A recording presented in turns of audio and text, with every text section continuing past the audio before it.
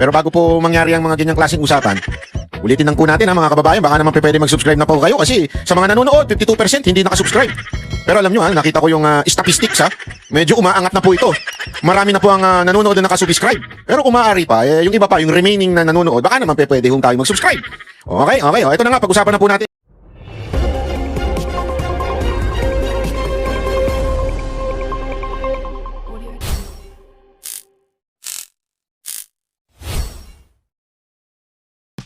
$7 trillion! Naku po!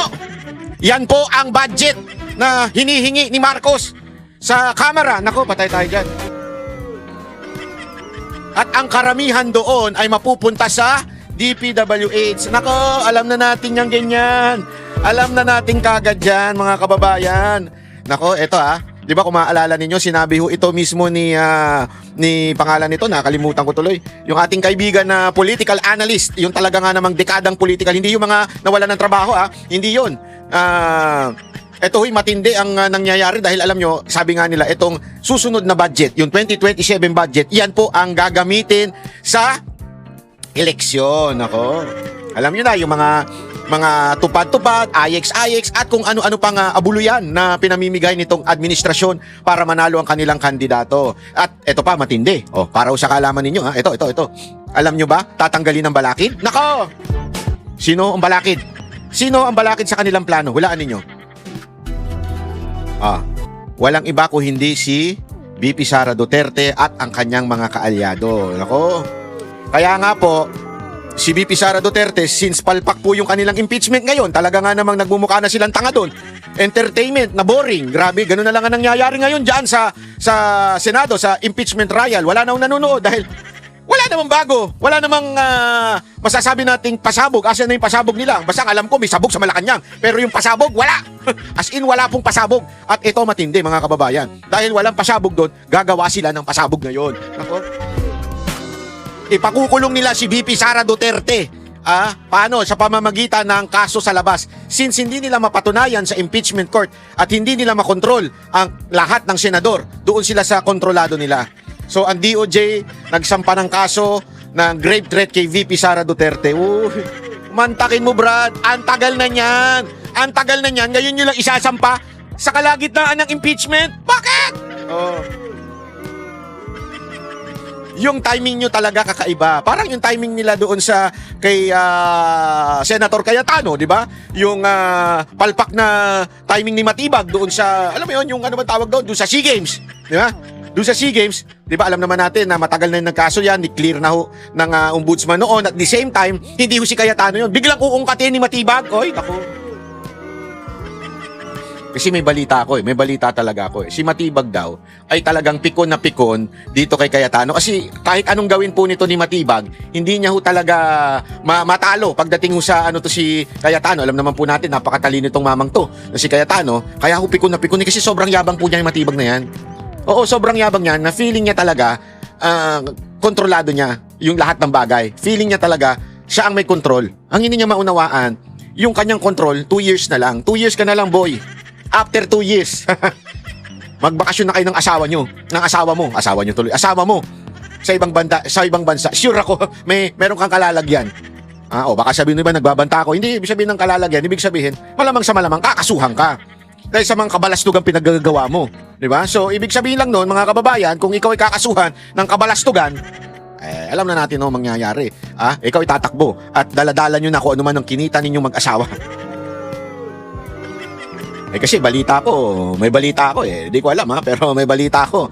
Di umano, allegedly meron ding mga di umano daw Hindi ako sure dito. Again I'm not sure about this. So kung gusto nyo marinig ang panig ni Director Matibag, pwede naman po niyang i-email dito yung kanyang panig. Pero sabi daw, meron daw di umanong mga allocation na ang kanyang asawa. Ewan natin kung totoo yan. Alamin natin kasi yan po yung napaka-importanteng maunawaan natin kasi paano ka magiging isang magaling na investigador na iniimbestigahan mo yung mga quote-unquote corruption sa iba kung yung asawa mo ay meron namang di umano allegedly na alam mo yun, kwento-kwento sa paligid na meron din daw mga proyekto. Hindi ko lang sure kung totoo yan. Alamin natin. So, alam mo naman tayo, bukas tayo sa panig ng kahit kanino man. Bukas tayo sa panig nitong grupo ng mga sip-sip kay Marcos. Bukas tayo dyan. Hindi tayo sarado. Alam mo naman tayo mga kababayan, pag tama, palakpakan, pag mali, banatan. Yan ho tayo di ba? Hindi tayo yung tumitingin sa kulay, tumitingin sa politika niya. Basta importante sa ating pag tama, palakpakan, pag mali, banatan. Yan po ang banateros. Yun. Mga banateros natin na nanonood dyan parati, shout out naman dyan. At saka yung mga namimit natin na nagpapabatis. Pagpasensya nyo na po talaga, mahina po talaga ako sa memory. Kasi natutunan ko na mag-move on sa buhay. Ang paspas, ang XX na yan, nag-move on na ako dyan Kaya hindi natin naaalala pa yung mga ganyan-ganyan. So sa totoo lang, kung gusto ninyo kasi may mga nagpapabati, Banat Bay, shout out mo naman ako sa iyong, may panuntahan akong isang club yung mga, kalimutan ko na yung mga pangalan nyo. Pasensya na mga sir, mga ma'am. Pagpasensya nyo na. Shout out sa inyo mga security, bouncer at mga matitikas nating mga server dyan sa BSK. Ayun, palakpakan.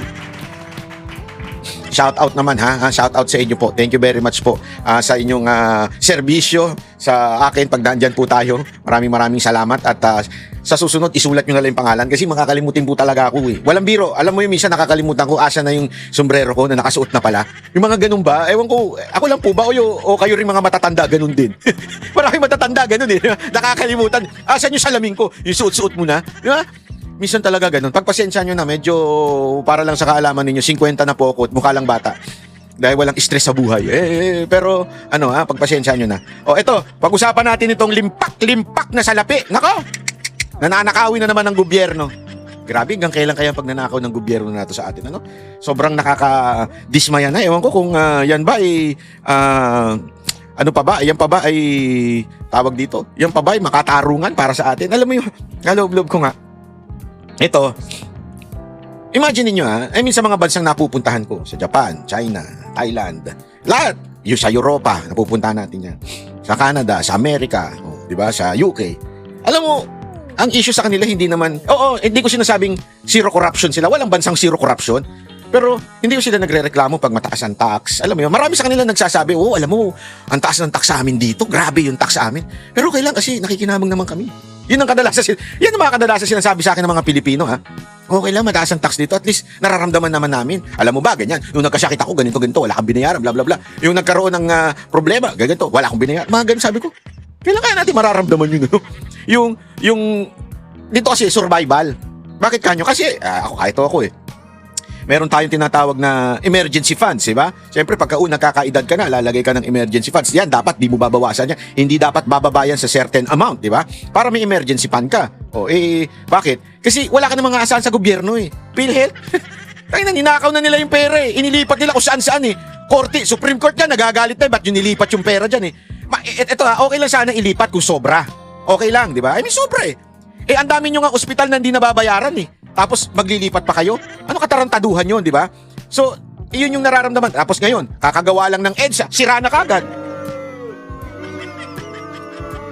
I mean, paano ka matutuwa na magbayad ng tax? Paano ka matutuwa na maririnig mo na 7 trillion, 7.2 trillion, to be exact, 7.2 trillion ang budget ng Pilipinas, tapos ang makikita mo sira-sira sa EDSA? Na kagagawa lang po yan recently lang ginawa. Actually, natuwa na ako. Ito to be honest, natuwa na ako kasi wow, totoo nga yung EDSA rehabilitation. Aminin natin, maganda naman.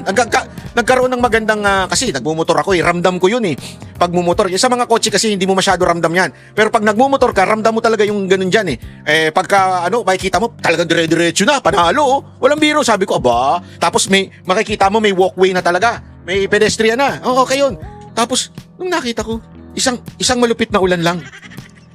Kasi nung umuwi ako ng madaling araw, as in traffic sa EDSA, merong nasirang syempre yung bus kung saan na rin dumadaan. Tapos yung meron pang parang ang tawag dito yung building na bumagsak. Hindi yung building, pader yun, sorry, pader.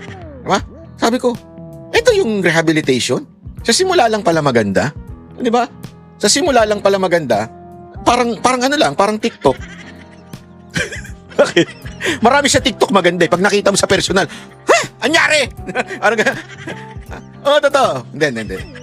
Bakit ba? Guilty ka rin dyan. Akala mo, kapogi mo, animal ka. Hindi, guilty rin naman ako. Filter yan. Ang tawag dyan, filter. Di ba? Pero, yun sa mga TikTok, ang dami ko na nabili dyan na nabudol ako eh. Meron akong binili dyan, yung parang higaan mo na parang malaking unan, para pag nanonood ka ng telebisyon. Hindi, ang laking ganda. Tapos yung sumasandal yung mga ano doon, para pagkadating sa akin, ano ba ito, unan? Ang liit! Parang gano'n na nangyayari sa Pilipinas eh. Di ba? Parang, expectation natin kasi ganda, parang yung linis, ganda, patag na patag. Tapos pag ulan lang, nangyari. Sira na kagad. Ulan lang Ay, ano to? Hindi waterproof? Anong klase ba? Banat ba yun naman kasi? Nagdemand ka pa ng waterproof na karsada. Hindi naman waterproof yung karsada natin. Grabe, no? Saan ka nakakita nun, action cam na hindi waterproof? Ganun kasi, di ba, pag action cam, dapat talaga waterproof kasi nga action kami, di ba? Ginagamit pang action, pag nagsiswimming, nagbi-beach ka. Ito hindi, yung ano natin malupit talaga, yung karsada natin hindi waterproof. Bawal mabasa. Nakakitang karsadang bawal mabasa. Only in the Philippines. Dinaig natin ng ibang bansa, mga kababayan. Yung kanilang karsada, waterproof. Sa atin, hindi. Bakit? Para madaling mapalitan. Pag madaling palitan, bagong budget. Para-paraan na lang din talaga no? Ang lupit nyo. Ang lupit mo, Marcos. Iba ka talaga. Ito, panoorin natin ito kung magkano ba yung budget. Isinubitan na po ng Department of Budget and Management sa Kamara ang 2027 National Expenditure Program. Umabot ang panukalang pondo sa 7.2 trillion pesos. Mas mataas po yan kumpara sa higit 6 trillion pesos na national budget ngayong taon. At life. Ayan. Grabe, no? Laki ng kinalaki. Trilyon. At ito ang pinakamalaking budget sa kasaysayan ng bansang Pilipinas. Muntakin mo, no? Ako, sa totoo lang, hindi kasi baka sabihin ng iba, syempre taon-taon kailangan tumaas yan. Hindi. Kung ako may ganito akong iskandalo sa administrasyon ko, halimbawa yung ako naging presidente, halimbawa lang naman, tapos ganito kalaki yung bilyong-bilyong iskandalo, aminin na natin na meron talagang nanakaw. Ang pinagtatalunan na lang natin kung sino ang mastermind. Kung para sa taong bayan, ang mastermind si Marcos. Pero para sa mga pinklawan at dilawan, ang mastermind lang si Saldico. Wala na. Hindi na nga rin si Romualdez di ba? Ganun syempre sa pulahan, sa mga loyalistang tanga at bobo at bayaran, ang mastermind ng flood control si Duterte. Di ba? Ganyan yung mga yan Alam mo yung logic na, ang may kasalanan yung baha, si Duterte pa noon pa yan. Gago. Ganun sila ewan ko kung bobo o sadyang matindi lang yung pangangailangan sa buhay at kailangan mabayaran. Ganun yung kanilang komento. Hindi, ang may kasalanan yan si Duterte. Ang pinklawan naman, hindi nila masisi si Marcos, hindi nila masisi si Romualdez. Ewan ko ba kung ba't ganun itong mga pinklawan, kaya yung kaplastikan nyo, wala na Wala na talaga Hindi na po yan papasa sa Pilipino yung kaplastikan ninyo, yung double standard nyo. Hindi talaga kayo for anti-corruption. You are just for power and greediness. Yan ang mga pinklawan, yan ang mga dilawan na sumusuporta kay Ontiveros at saka dito kay Leni Robredo. Yan ang totoo. Pero eto na nga, at 7.2 ang pinakamataas sa kasaysayan. Kasi kung ako nga presidente, sinasabi ko nga, alam ko na may korupsyon na nangyari. Pipilitin ko yung mga tauhan ko, ibaba nyo Kung hindi man lang the same nung last year na 6 point something, at least ibaba nyo ng kapiraso. Di ba? Konting-konti lang para, ay, grabe, bumaba. Kasi ang pangako dyan, mawawala na yung flood control Di ba? Dahil nga sa kinurap. So parang mawawala na yung flood control. Pero hindi ganun pa din. Kahit wala na daw, di umano. Ewan ko kung totoo yung katarantaduhan nilang yun na wala na daw yung flood control. Pero parang hindi naman. Lalo lumaki. Paano nangyari yun? Mula sa Batasang Pambansa may expert report si Marian Enriquez. Marian, ano ba yung mga departamento na pinaglaanan ng malaking alokasyon at kasama na ba dyan yung para sa flood control projects? Ruth, alinsunod nga sa konstitusyon sa saligang batas, ang sektor pa rin ng edukasyon na may pinakamalaking pondo na paglalaanan nga. Bakit edukasyon? No, matik yan Matik yan. Baka sabihin nyo, tinan mo na priority Marcos. Edukasyon, hindi. Matik yan. Bakit? Kasi nasa konstitusyon natin yan Sa budget, dapat pinakamataas. Edukasyon. Okay? Edukasyon talaga dapat. Para nga sa 2027 national budget at plano ng paglaanan ng 976 billion pesos ang Department of Education. Sunod naman na paglalaanan ng pinakamalaking pondo ang Public Works o ang DPWH na may proposed 644 billion. Yan ang hindi normal. Kasi given Given na po na ang DepEd ang pinakamataas. So dito mo makikita kung ano talaga ang tunay na priority ng presidente. Yung kasunod, hindi yung una. Yung una kasi hindi nila pwedeng labagin yan Pero yung kasunod, billion pesos. Ikatlong health sector na may proposed 353.80 billion pesos. Sunod ang mga kagawarang paglalaanan ng pondo ang DILG, Defense, Transportation, Agriculture, Social Welfare, Higher Education at Judiciary. Sa press conference, sinabi ni Budget Acting Secretary Kim Robert De Leon na may proposed 107.4 billion pesos para sa flood control projects sa susunod na taon. Kabilang dito ang maintenance, meron pa rin sa flood control. Magkano yon? Ulitin natin. flood control projects sa susunod na taon. Kabilang dito ang maintenance, Oh, wait Kim Robert De Leon na may proposed 107.4 billion pesos 107.4. Flood control.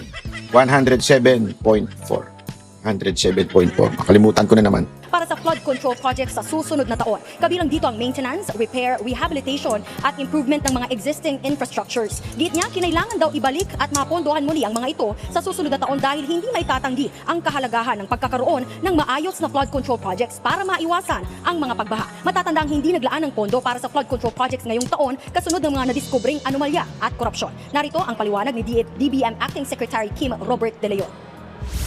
Hindi naman din po natin po pwedeng pabayaan yung mga naumpisahan na mga Ito yung may hawak ng pera ng taong bayan? Siya nag-propose? My golly, what is happening to our country? flood control projects at mas hindi po magiging maayos yung epekto kung mananatiling nakatiwangwang yung mga naumpisahan ng mga flood control projects. Hay nako. Balik sa iyo, Bruce. Marian, medyo malaki-laki rin yung 100 billion plus na para sa flood control projects. Paano daw masisiguro na hindi na mauulit itong mga anomalya sa flood control projects? Yes, Ruth, ayon nga doon kay Budget Acting Secretary Kim De Leon, talaga naman daw mas matinding vetting process yung kanilang ginawa. Nagpapasalamat nga siya dito sa kalihim ng DPWH sa kanilang kooperasyon kay Secretary Vince Dizon. At nanindigan siyang siniguro nila na natukoy nila ng maayos yung mga proyekto, gayon din yung mga lokasyon ng mga ito. At para naman po doon sa hanay ng Kamara, git nga ni House Committee on Appropriations Chairperson Mika Swansing, gagawa sila ng mga panibagong rounds ng vetting para nga sa pagpapasa ng HGAB para masiguro na yung mga proyektong napapaloob sa final version ng panukalang pondo ay yung kinakailangan. Narito po yung kanilang mga pahayag. Duly supported ngayon pa lang ng actual program of works ang mga ito upang masiguro natin na hindi ito magiging mga ghost flood control projects kapag ito ay naaprubahan ng Kongreso. Meron na po tayo actually nasimulan doon sa 2026 GAA na ilang mga probisyon na ating pinasok para po siguraduhin na in terms of implementation and monitoring. Samantala, malaking bagay din ayon kay Swansing na napondohan ng 1 billion pesos ngayong 2026 yung Project NOAA para sa pag-update ng kanilang mapping sa iba't ibang lugar. Ayon kay House Majority Leader Sandro Marcos, Yun na. sa prioridad yung mga lugar na pinaka-nangangailangan ng flood control projects ayon nga sa Nako, nandiyan na. Siya na may control. Ang lupit mo talaga, bata. Ha? Siya na maglalagay ng kung saan magkakaroon ng flood control. Patay tayo dyan. Garapalan, Walang yaan talaga, mga kababayan. Garapalan na ang nangyayari sa Pilipinas. Oo, imagine mo, Brad. Imaginein mo na lang. Project NOAA at Ruth sa August 17 sa susunod na Lunes ay inaasahan na nga na mag-uumpisa yung budget briefing at unang sasalang syempre yung mga economic managers mula nga sa DBCC. Yan muna ang latest dito sa Kamara. Balik sa iyo. Yan po ang Express Grabe, no? Sige lang. Gising na po ba kayo, mga kababayan? Hindi pa rin hanggang ngayon.